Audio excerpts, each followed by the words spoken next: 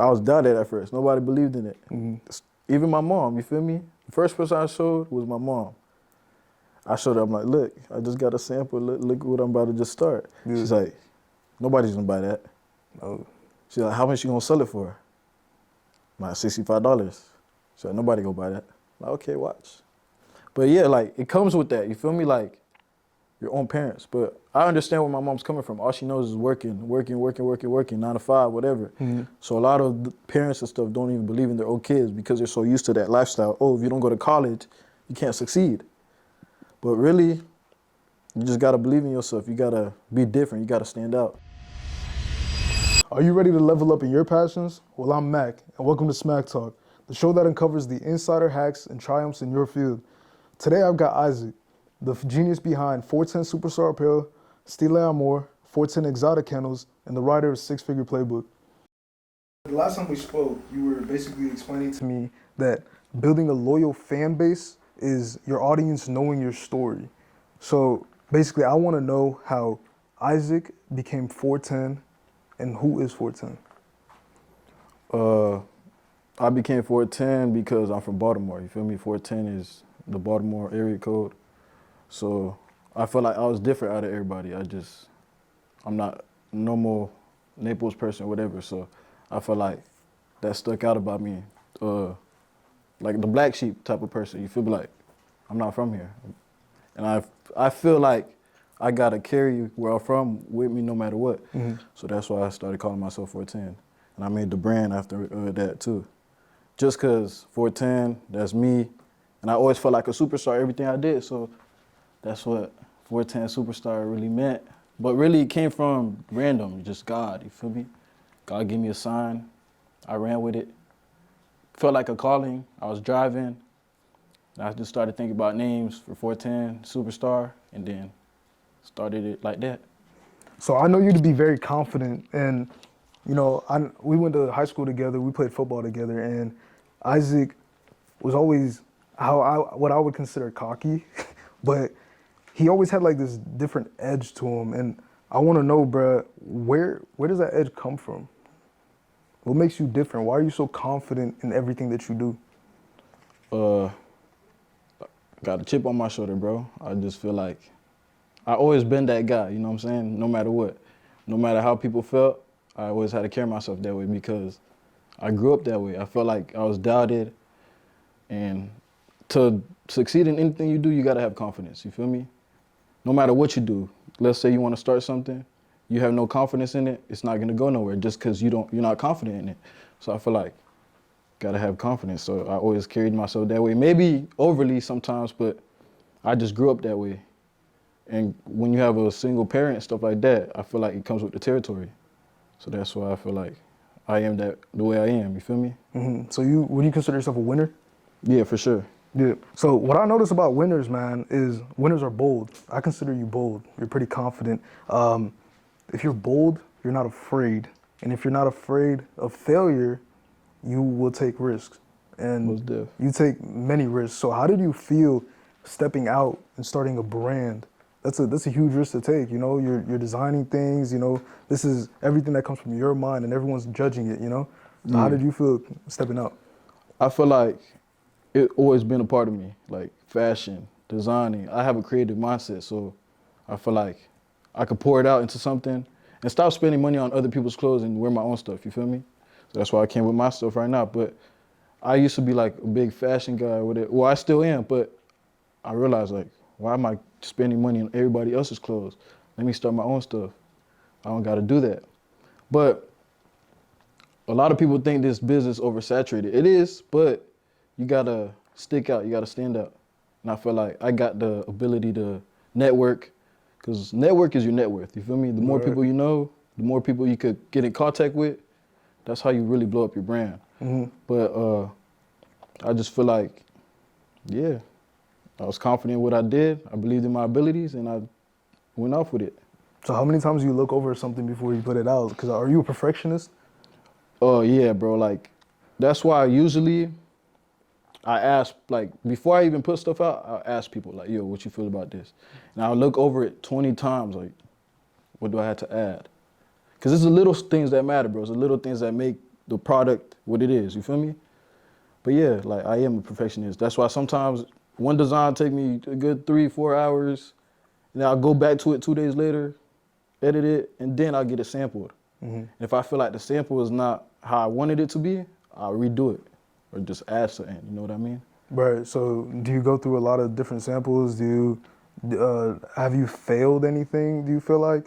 I have, like this journey, my brand, I've had failed jobs. A lot of people don't know that, but it happens, you feel me? I'm still learning as I go. I've just been in the business for 8 months, you feel me? Not too many people know that I failed like one job, you feel me? But you just gotta pick yourself up and keep going, you know what I'm saying? Because it happens, bro. Not everything's gonna be rainbows, you feel me? Like people think. You know, scientifically speaking, I feel like humans, they learn through failures, you know, and if they come short. I know you wrote a book, the 6-Figure Playbook, right? Yes, Do you talk about like your failures in that, and how did you learn from them? I don't really mention the failures, but there's a whole section on how not to fail, you feel me? So you don't gotta go through the failures I did. Literally, I made that just for people to basically find a little cheat code, like how to master the clothing brand business and how to just market your business, you know what I mean? Right. So that's really what I did that ebook for. And on that ebook, there's credit, like how to fix your credit, how to have good credit, my manufacturer's list, which I sell for $300. So you could get it at a discount for only $39, and you're learning how to run a business, online business, how to scale it, how to market it, what platforms to use, and the credit stuff, yeah. You see, I've been watching you, and I've noticed like a lot of success in this business, and you've only been doing this for what, 8 months? Correct. Which is crazy, bro. You started off as 410 Superstar Apparel. What made you shift over to STILE AMOR, and what makes you different? Why is this brand so different from others? So when I first started 410 Superstar Apparel, it's kind of like an impulsive thing. Okay. Cause like I said, when I was driving, the idea just popped up and I ran with it. 2 weeks later, I started the LLC right away. You feel me? I didn't really put too much thought into it. I asked a couple people and I was just impulsive about it. Cause I was so confident in it and the idea. But now that I think of it, like 410 Superstar Apparel, not only is that name too long, but I feel like it's kind of childish. You feel me? I can only go so far with that name. What do you mean? Like Superstar, like 410 Superstar, I feel like not too many women will wear it. Like 410 Superstar Apparel, Okay. like, come on. And it's very long, like it's a long type. When you're trying to look up my website, you gotta type so much, you feel me? A lot of people, it's the little things, like I said, that little stuff matters when customers are trying to look you up, you know what I mean? So that was one of the reasons, and I also wanna take this to another level. One day I wanna be a luxury brand, like Louis Vuitton, Gucci, Hermes, whatever, all these designer brands. I wanna get to that point one day, you feel me? So I had to come out with a different luxury name, you know what I'm saying? And STILE AMOR is kinda like, what it means is love for style. Okay, I have a passion for this stuff, you feel me? So Stile is style in Italian, and Amor is love in Spanish.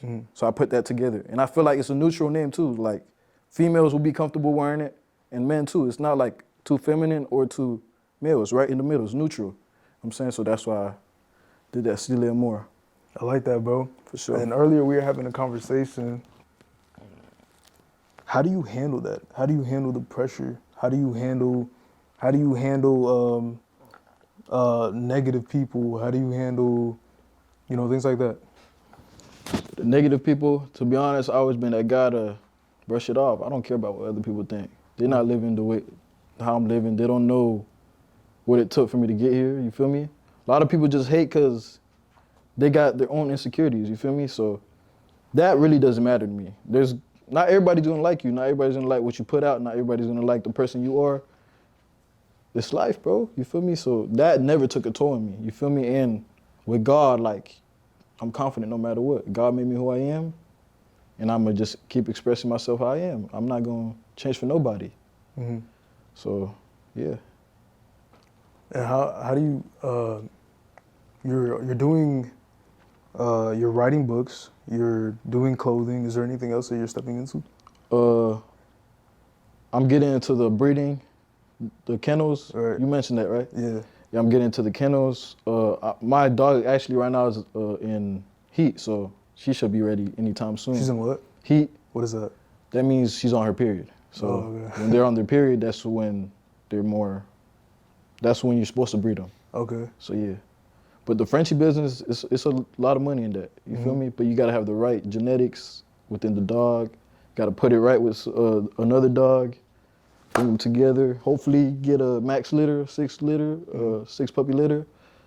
And with that, you can make from 5 to 10 racks off a dog.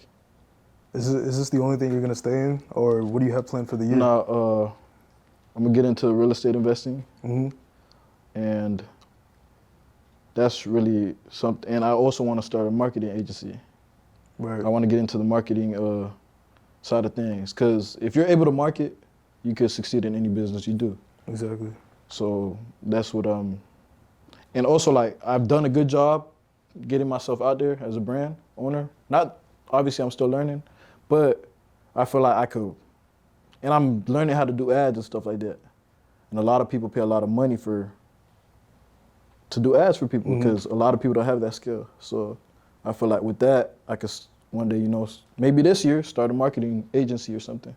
I could definitely see you doing that. For sure. What would you say to like someone watching that wants to start a clothing brand or, breed dogs or just start a business? What would your advice be to them?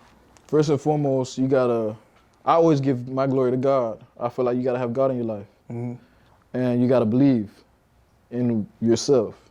That's rule number 1, bro. If you don't believe in what you're doing and the business that you're gonna create, just don't do it, because that's where you feel me? The hard work comes behind that, but you gotta believe it to achieve it, you feel me? A lot of people, they go into these businesses not even believing in themselves. They just do it just to do it. But you also gotta risk. You gotta be a risk taker, you know what I'm saying?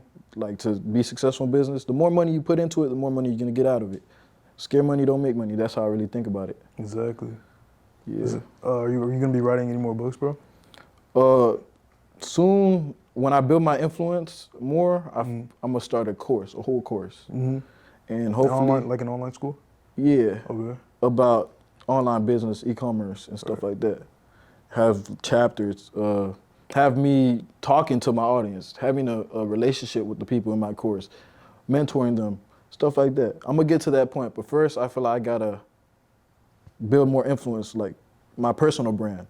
I wanna be able to have an influence on people so that no matter what I do, they watch me. Anything I wear, they'll go buy it. I wanna have that type of influence because it works hand in hand with my brand, you know what I mean? My personal and my clothing brand, whatever else I do. Who is your target audience? People that have a passion for streetwear, people that like to put it on, you feel me? People that go out shopping. Anybody that goes to the mall to shop for clothes, that's my audience. Okay. You know what I'm saying? Whatever, I'm trying to get to everybody. Like I said, I want to one day be a Louis Vuitton, Gucci. A lot of people, they spend all this money on those brands because they're known, right? I want to get there one day. Because a lot of people right now, they think I'm a mini brand, which I am. I'm not the biggest, but they ask me for discounts, stuff like that. Nah, bro, because you don't go to Gucci or Louis Vuitton asking for 50% off, right? No. Nobody does that. But they're willing to go spend $1,000 on a shirt. But when it comes to me, my stuff's too expensive, right? It don't make sense. But I want to but the reason why is because I'm not at that point yet. It's a work in progress, you know what I mean? So I'm gonna get there one day. So I like what you got on. Is this an unreleased right now? Yeah, bro. This I call it the lovey-dovey AMOR set. You know what I'm saying? I'm dropping this Valentine's. This is one of the colors right here. Yeah. And I got pink and red coming out too. Okay, for the female audience too to tap in with it? Yeah. And I also got shirts, like Valentine's shirts too. It's gonna go crazy. So you kind of like boomed and you kind of started like this clothing brand wave. What I feel like, I'm saying this, he didn't say this. You started like a wave in this area. Have your parents or your friends seen this success, and like what does everyone around you think about what you're doing? A lot of people are proud of it, but I was doubted at first. Nobody believed in it. Even my mom, you feel me? The first person I showed was my mom. I showed her, I'm like, look, I just got a sample. Look what I'm about to just start. Yeah. She's like, nobody's gonna buy that. Oh. She's like, how much you gonna sell it for?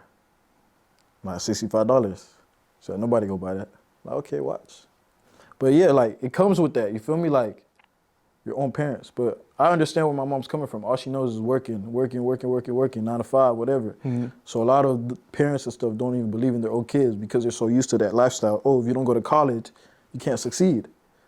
But really, you just gotta believe in yourself. You gotta be different. You gotta stand out. Mm-hmm. But a lot of people, yeah, they started their brand and stuff like that. That's why I also wanted to start the ebook. Because I feel like, yeah, you're right. A lot of people, after I popped off with mine, they wanted to start their own brand. But it's not as easy as it looks.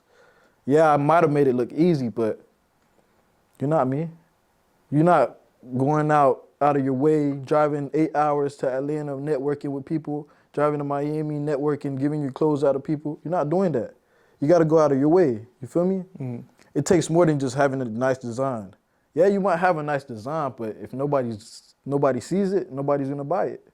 You gotta get the eyes on it first, you feel me? I got you. But yeah, that's why, like I said, I started that ebook for mostly for the people that live in the area. Because those are the people that are watching me right now. Right. I don't have that influence for the whole world right yet, but the ebook was mainly for the people in the area that are starting their own brand. I wanna help everybody eat, but you gotta invest only $39 to learn how to do what I did. $39, bro. Go cop the ebook, fam. And hey, today's price, not tomorrow's price, bro. Maybe maybe later in the year it's gonna be 500. Yeah. Gotta take advantage while where I'm at right now. Cause my course eventually, when I have that course, is gonna be 3 bands. Feel me? But I'm gonna have that influence behind it, so people are gonna buy it. I like how you know your worth, bro. I love the confidence, bro. There was something that you said earlier about college. Me and you, we have like this debate all the time about if you need college or if you don't. Tell the people a little bit what you think about college. A lot of people don't know, but I'm actually in college. Yeah. I'm in for marketing, but the only reason I'm in is because I go for free. Feel me? I got a scholarship. I did pretty good in high school. A lot of people don't know that, but I had a pretty good GPA. I got a little scholarship. I go to community school, so whatever. But it's not needed, bro. A lot of people, and the reason I say it is because a lot of people get in debt. They go to school for 4 years to not even make 6 figures until they have 20 years of experience. Then maybe they're touching the 6 figures. I feel like to really separate yourself, if you want to become a millionaire, you can't expect school, college to get you there. You got to either start your own business, stuff like that. I feel like college is just for you to work. I feel like America made it so that people go to school to work 9 to 5 their whole life. That's what they want us to do. Okay, I have a different stance. I have people in my ear who tell me, kind of like what you said, go to college, get a job, kind of like what everyone else does. I believe it's about what you do in college. You know how you say you're networking and you're going to have ATL, you're going to Miami, you're meeting people. I believe that's what college is for. And I feel like a lot of people miss out on that because they're stuck either partying, drinking, or getting caught up in the fun side of things, and letting everything just pass them by. What do you think about that? I mean, I agree with that. There's certain people that don't look at it the way you look at it. But if you go to network, like I said, network is your net worth. The more people you know, you can do a lot of things with it. But a lot of people don't use it the way you see it, you know what I'm saying? A lot of people don't see it that way. They go to drink their life away, you know what I mean? So, but yeah, if they go to do that, because listen, if you know the right people, they'll get you in the right doors. You can become a millionaire just by knowing the right people. So what you're saying, I agree with, but many people go just to, work a nurse career or whatever case may be, or a teacher. They're not happy with their life though, with how much they're making. I feel like, because I even had a teacher tell me, if you want to become a teacher, don't do it. They're not happy with how much they get paid. And they go to school, they get in debt for all this just to get paid less than $100K a year. And I made that already in 8 months. But that's why business owners make the most money, because they take the most risk. The more risk you take, the more money you make. Are you a non-stop workaholic, bro? Do you ever rest, bro? I do. Let me tell a little story. The other day, me and Isaac were working out together, and I seen this guy in between sets. This guy is literally posting content and doing things for his brand. When do you rest, bro? Like, do you ever just put it to the side? You're like you have like a very athlete mindset, you know? Athletes, they're nonstop training. Isaiah is in here, but you know, you never stop working. So when do you stop? Or when do you rest? Do you rest? I do. Sunday is my rest day, you know what I'm saying? Okay. Because I feel like you got to dedicate that day to God. God. Right. But also, I just feel like Sunday is the day you get to be lazy. You get to prepare for Monday, the week, you know what I mean? So, but I just feel like when you got a business, bro, you got a lot of weight on your shoulders. You got to, and it's good weight, I feel like. Mm-hmm. But you can't get comfortable, bro.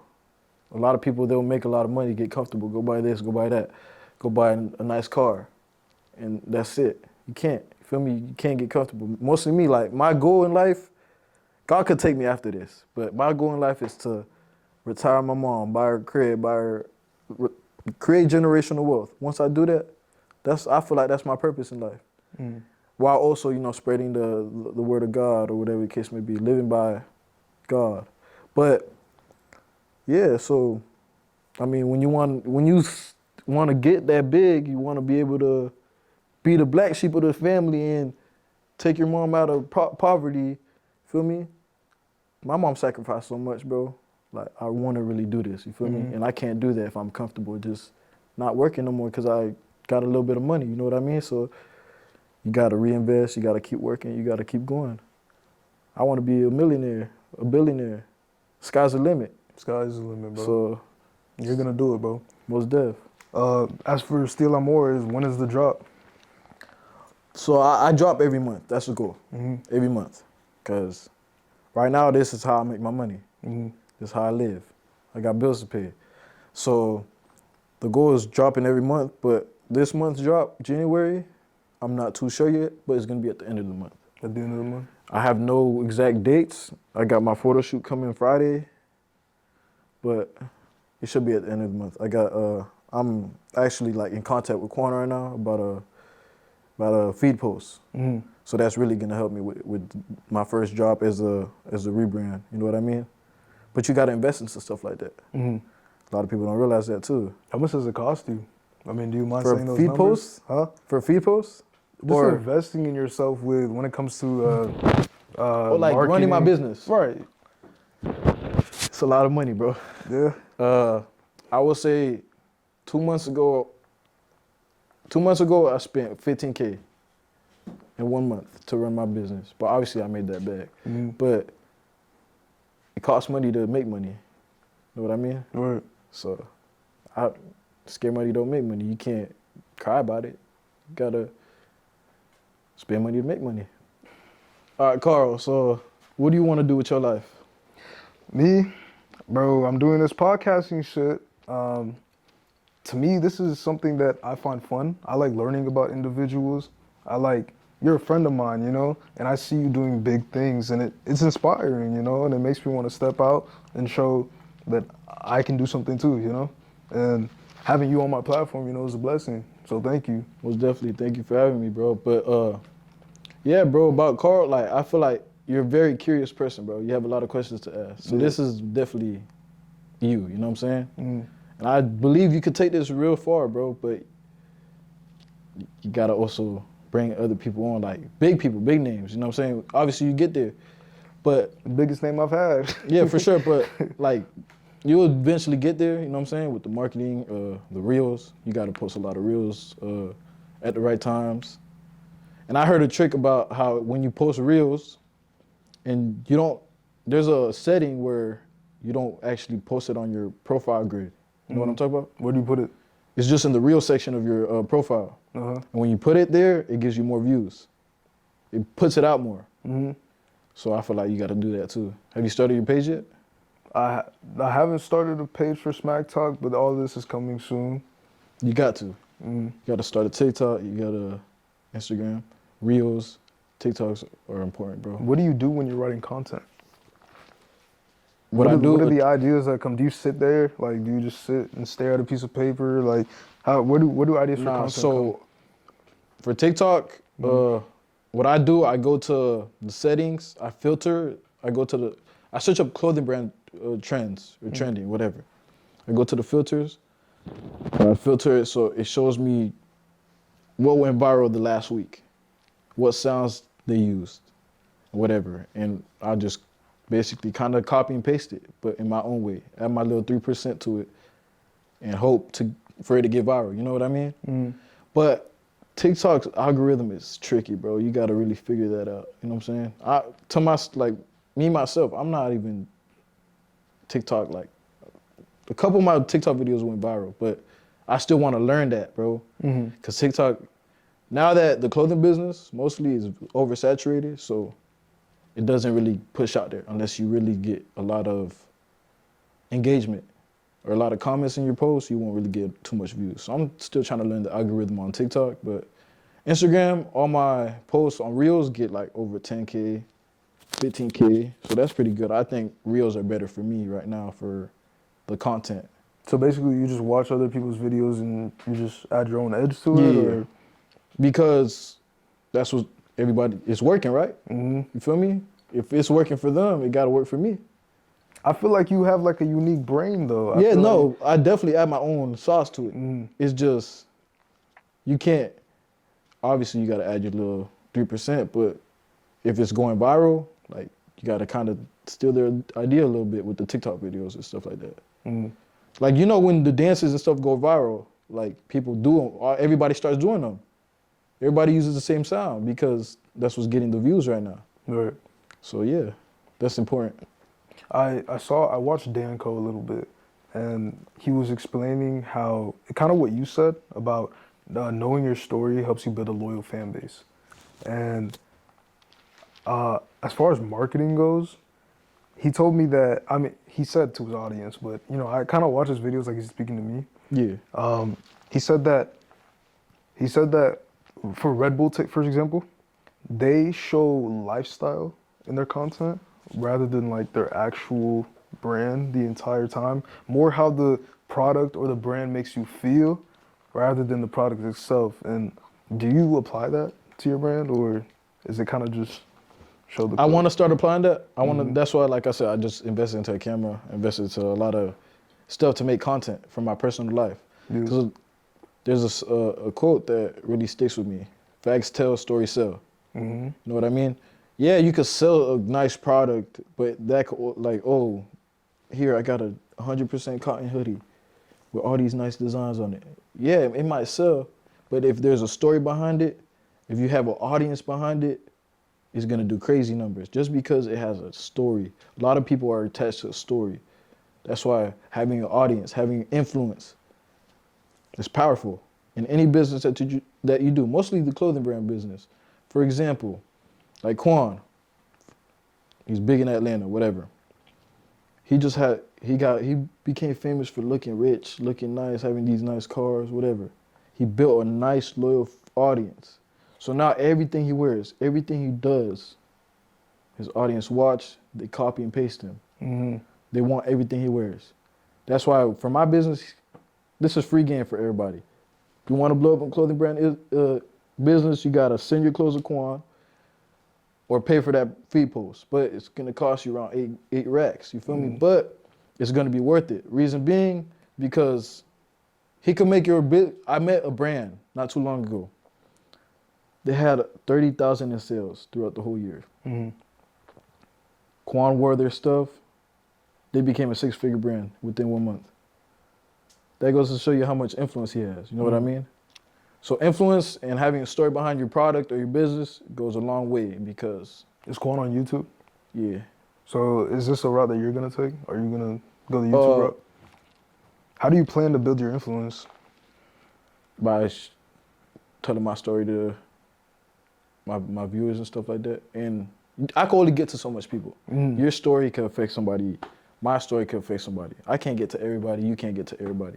But your story is unique, and there's people in this world that have a similar story to you. So that kind of attracts people to you. You know what I mean? Right. In a way. And a lot of people, they feel like they're lonely. You feel me? So if you have your story out there and they feel like they could relate to you, that's very strong. That's very powerful.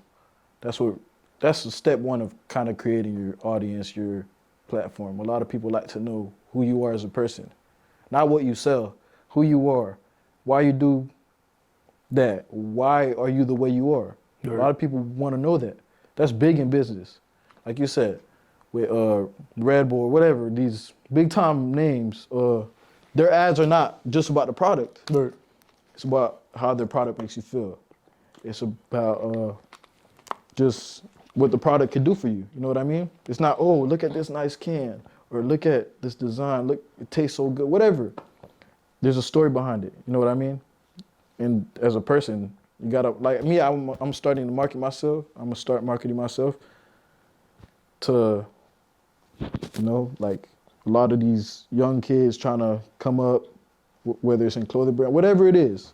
I want to be able to have influence over these people for it to work hand in hand with my business, whatever I do. So what can we see you doing? Are you gonna be like Vlogging my life, day in the life, lifestyle stuff, what I do on a day-to-day basis. If I meet people, I'm introducing them to my vlog or whatever the case may be. Because I'm out here now, like, I know a lot of big names through my clothing brand. I've met so many people, so I feel like it's gonna work out for me if I start doing it, which I will. That's why I got a camera. I start vlogging, I go out to these YouTube videos, whatever the case may be. Feel me? I could do something with it. I think it's really interesting how guys like around our age, Yeah. if I'm scrolling through Instagram or something, I'll notice how everyone is really falling in love with the lifestyle, the look, but nobody's really applying pressure. No one's really putting in work to get there. They just kind of believe that, oh, if I take a picture of this, that's why I want people to understand that like social media isn't what people put it out to be. And what is your take on that? I agree with you, bro. The world now, the generation we live in mostly, the internet is frying everybody, bro. Frying. And a lot of people don't even want to work, bro. That's the world we live in right now. Oh, like they bash people for working 9 to 5s. Yeah. But you got to start somewhere. You have to. If you're not born into a rich family, bro, you got to work for it, bro. You know what I mean? So you got to start somewhere. I used to work 9 to 5. I've been working since what? I was 15. Where were you working at? McDonald's, bro. You started at McDonald's. $9 an hour. McDonald's. And I was hopping job to job to job, bro. But I was a hustler, bro. Like I didn't want to. It comes with having a single parent, like really. I know I keep mentioning it, but like I watched my mom struggle to put food on the table for me and my brothers, you know what I mean? So that kind of built like a fire in me to get it on my own. I never had an actual Christmas, bro. You feel me? Okay. But I want to be able to give my kid a Christmas. Feel me? Give my family a Christmas, because I never had that shit. It's a beautiful story, bro. But yeah, like a lot of people, you got to start somewhere though, for real. A lot of people are ashamed of working 9 to 5. But with that, you got to be smart with what you make. You know what I mean? Like if you're working 9 to 5, save up your money so you can start your business or invest it. What was your mindset at when you were 15, 16, working at McDonald's, where else did you work? I worked at McDonald's, Walmart, Pollo Tropical. Hustler, that's what I was talking about. Walmart. Well, I said Walmart. Home Goods. Yeah. I worked at a country club. I used to be a server. I worked everywhere, bro. So high school Isack, where was his mindset at now, and how did he become this version of Isack 410? In high school, bro, my whole life I wanted to play sports, bro. Okay. I felt like that was a way out. Whether it was when I played soccer, when I started playing football, I really wanted to. Whenever I started a sport or whatever the case may be, I would put my all into it. Like when I played football, I thought I was gonna go somewhere with it. I had a couple D2 scholarships, you know what I mean? But that was nothing. And then I feel like a lot of like D2s, bro, you're not getting full rides. I had one full ride, but it got stripped from me like this. So I feel like it was God's plan, you know what I mean? Like once I committed to that school that gave me a full ride, they're like, nah, bro, you took too long. I'm like, okay, for me. And me, I believe like I'm not gonna pay for school, bro. Mm-hmm. Cause the way I think, you know what I'm Right, saying? yeah, I understand. School is dumb. But that's besides the point. Please don't walk away with that. But yeah, so when that happened, I'm like, damn, what am I gonna do? Dude. But I always had a creative mind, so that's why I started the clothing brand. But I can't work for people, bro. That's why I had so many jobs. Mm-hmm. Cause I don't like somebody having authority over me. I feel like I'm an alpha like male. Like I can't have nobody working over me, bro. Like I gotta be the head honcho. You know what I mean? I understand. So that's why I was always jumping from job to job. But yeah, when I was 15, 16, I always thought sports was the way or influence. YouTube. I think everybody has that one phase in their life where they want to be famous, where they want to be a TikTok or Instagram star. You know what I mean? Right. So that was one, like, I always said to myself when I was a jit, like, I'm going to be famous one day. And maybe that's going to happen with my brand or whatever the case, whatever I do in life, like in the future. I could probably still be famous, but that's not really something I care about anymore. You know what I mean? Right. I'd rather have money and like be able to provide. Than So to be famous. I seen CEO in your bio. Yeah. So, and you were talking about leadership and being head honcho. As a leader, do you believe that you should be loved or feared? Loved. Loved? But Why loved? because if you have both, but If you had to pick one. love, bro. Because you're able to create a connection with the people under you. They won't want to work for you if they're scared of you, bro. They'll run away from you. Whatever you do, if you have people under you and you just, yeah, you got to be on their ass, but you got to have a relationship outside of the workplace or whatever the case might be. So that's what I mean by love. You got to create a relationship with the people working for you. I had a debate with my dad the other day about fear and scared. Those are the two words that you just used. I feel like fear comes with respect. So as a father, a disciplinary to children, I grew up fearing my dad. I wasn't scared of him. It wasn't like, oh, he comes in. Same thing, bro. I don't think they're the same. No, but I understand where you're coming from. Right, like God, you know? Yeah. To have a fear for God is to have respect for him, you know? So you can also love someone that you fear. Yeah. No, I agree with you. Mm-hmm. But what I got from you when you said fear or loved as a leader, I got like scared of your manager or whatever. That's how I took your question. Okay. But yeah, you're right. Fear comes with respect. So if that was what you're asking, I'd rather be feared as a leader. But yeah, because it comes with respect. Like fear of God. I got that tatted on me, by the way, because I feel like God is watching over me. Feel me? At all times, I feel like I can't do certain things. Like I even promised God like I would never smoke. Have you? Never in my life. Never. A lot of people used to think I'm a drug dealer. This and Respect. that. Maybe because of the way I carried myself and the people I was around, but nah, fam. You know that. Yeah, I know. I don't smoke, bro. My question, as far as working with others, how do you do that? Do you work with anybody? For my brand? Just Or like in a business perspective, do you work with anybody, or are you just solo all the way? now that I'm becoming bigger, I've been hiring people for certain aspects of my business. Right. As far as marketing aspect, designing. Mm-hmm. I've hired designers now. I got a marketer. I just hired somebody to do my website. I want to hire somebody for customer service now. But obviously it's a building. For me, once you start your business, you can't do all that. But obviously now that I'm reinvesting everything I make. Mm-hmm. A lot of people don't know I haven't even paid myself yet from my profits. I reinvest everything. So, but yeah, now I'm starting to hire a team because one day I want to make this business passive. I don't want to put too much time into it. I want to hire a whole team to run it for me. So what do you want to focus on in the future? Like I said earlier, I want to get to get into real estate. I really That's feel the that's the focus. Real estate is the investing. end goal for I you? want to get into the investing. I don't want to be a realtor. Okay. I want to, you feel me, buy homes, fix them up, flip them, stuff like that. Or Airbnb, rentals and stuff like that. I really want to get into that stuff and the marketing stuff too. You were talking about credit earlier. How do you build good credit? Me, my credit score is like a good 750 plus right now. I haven't looked at it, but you got to be responsible. Rule number one, don't spend over 30% of your credit limit.